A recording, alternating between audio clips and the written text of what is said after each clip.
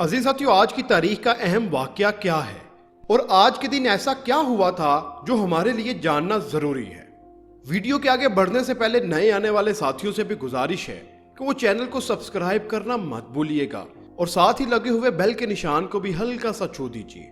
مجھے امید ہے کہ یہ کیا ہوا فیصلہ آپ کا ضرور اچھا ثابت ہوگا۔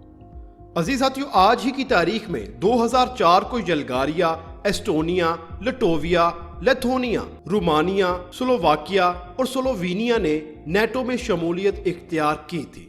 عزیز ساتھیو، نیٹو ایک ایسا اتحاد ہے جو 30 آزاد رکن ممالک پر مشتمل ہے۔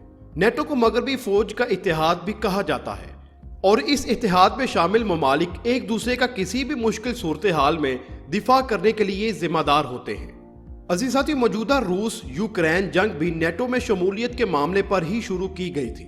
نیٹو میں شامل ممالک اس کے قواعد و ضوابط کے بھی پابند ہوتے ہیں۔